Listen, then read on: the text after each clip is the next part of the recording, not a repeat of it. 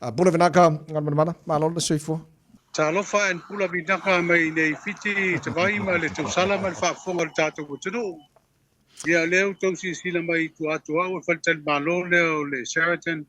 i nei le nuu nei o tena rau i Nandi. Leo lo usui ai le fono a tai o malo le Pasifika leo lo awai foi le fionga le te mai te pālemia o le tātou wuturu. E whesoa tai bei nei le tātou o nanga. O lo whanga solo stasi o vahenga o Porkalame le aso whai nei o le whontanga. O le talo sanga o le tai au ma le tau mawhanga tifoi.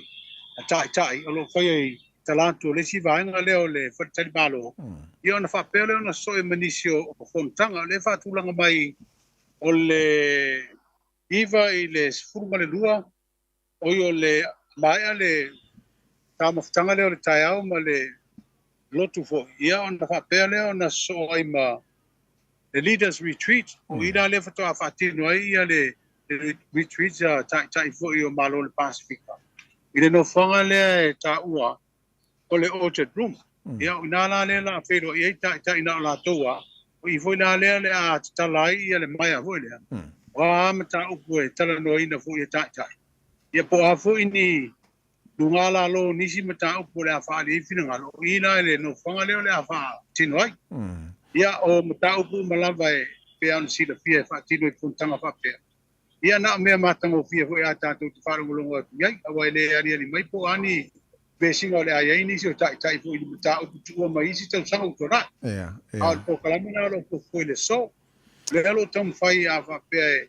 mo sa mano ne tai au, ia na mo leo se fa talanga fo i male mai te pālemi o tātou tunu le fionga fia mena o mi mtaafa. Se fisilingia walu te mata watu le stofi la sola na nesa watu a fono ai a tai fono o malo Polinsia le fontanga le tau le Polynesian Leaders Group mai pean si la fia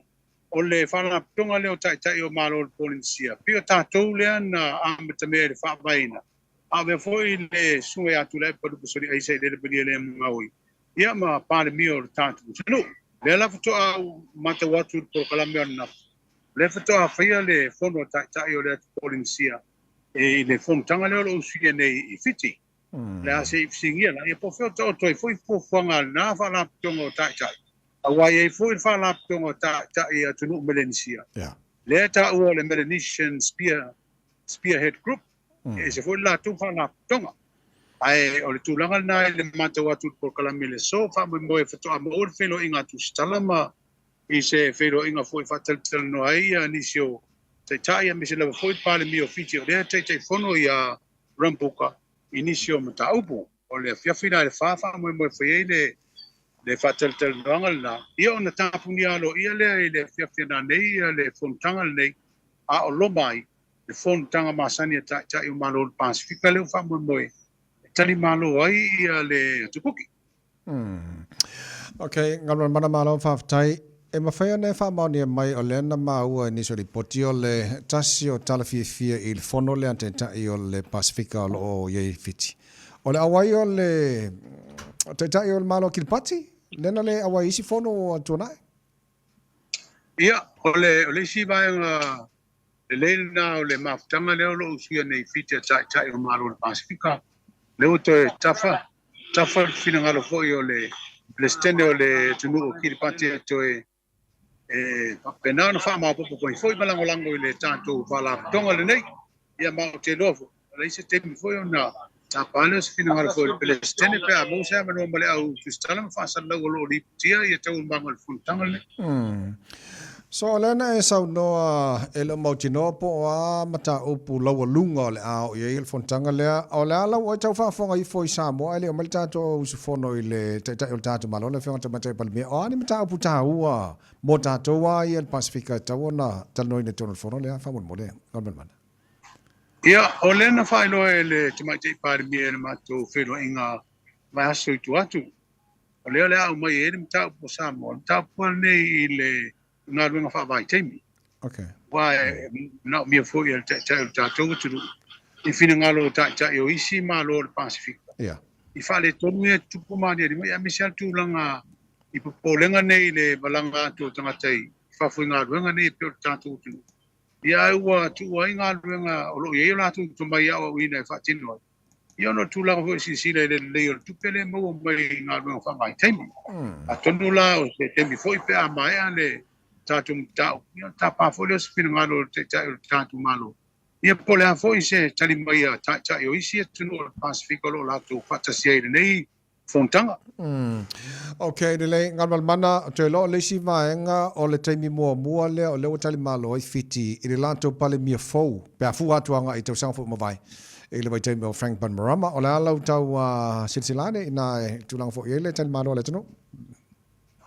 ia ole talamoni nawa sa no ia wa le na fa tino le palo te tele Fiji a te sema ole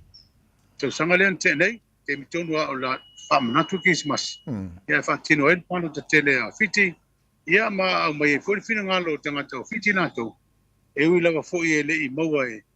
le pale mio e nei mana mai fa fai ele nu mela foi le fusia ia pe ole na tu fa tasi mai si pati fa fai ia maua no la tu foi nu mela wa fusia ele la tu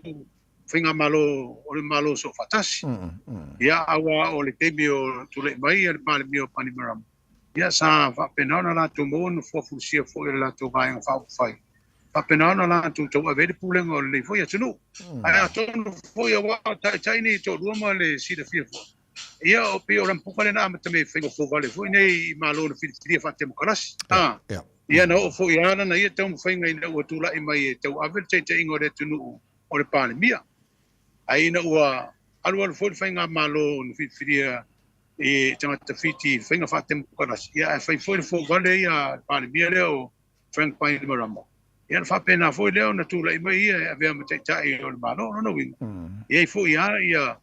ni si foi o lapo tai nei to ia ai tava vai foi ali te vai mal fa fonga le tunu i le pandemia foi ia ram puka o ma tu foi no so fua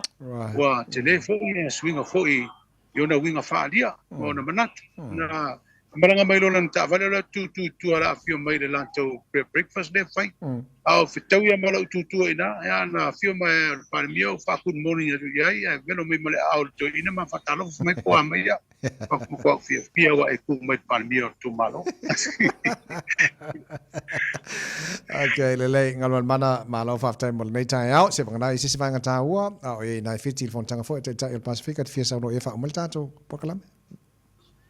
ia atonu ale tulanga silin tau e fon tanga ni ta o malo Pacifica pe on sa no pel tato mai te pandemia o tulanga tau fo ni nga lu fatasi ma tu fatasi e tau ave se mau ho ile mo wai pe tau wa tatu el tatu tu male nga fa Pacifica pa jo titia tal tu sa tatu tu manga fo ni tatu tu manga no ai a o len tatu fa sa nga i malo te telefone Australia me New Zealand ia poisia tunu ia e pe e mai do fo isi malo Pacifica pe la fo no fo le masani na fa nga le state tatu tunu e fa su ia ona mana ia te atu so sani ala tu ele titi le na be no le mo tu langa fo ne pi o van fo nga va ma le tu fa tasi tai o tunu light e mo mori se ma pe tu langa ta le tau ave pe tatu tu mai te palmi ta na o tu fa tasi o le ainga tasi e tunu o le Pacifica ia tau si ia o le tula mai o le pandemia fo fite te ave tulanga te fono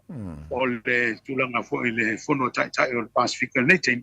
ia se tanto mate tu po fe nga ia pe tulanga tau nei fatsinga fa pene Galumalemana fa te tele lava usa mo le social media nei vanga ta hantu pokalame ia le lei manu ia tau le manga o le fo nai Fiji a wa te le la mo e malanga o le malo tele America ia o le fofanga na o le ua fa ngalo wa so atol ne su fai tu la lo tenu fu ko nei dia tawai okay ese le ngol Fiji e we si mo le tele nei tu la te tenu fu e la fa ngalo te mi le se tu fa lo so lo i yo atu le fia ya lo matua ia te pena le si vai ngol malanga fa ava a tulanga na le fo mo wale no se i si sa tatu ma te palmi ma tatu so fono ia in ta foi taua ia wale le manuia sio tatu tunu ai manuia fa ingol mai aso le sunga le wakso swan Tai. manuia la launga manuia foi le tanga o la polo le fa ingol mai aso Lo uso fa te ten mo nei tai out mo dia foi fa nga malanga tau no mo dia foi fa mo mo pe nei mo America filonga ia Tipi ia fa se fo ia foi ia le fe Galumalemana tu marava Tipi Autagavaia le suil ta to radio Samoa au so mai Fiji tu lango ia foi ni se fontanga fa tau no e Fiji ia pe ona e tai o le Pacifica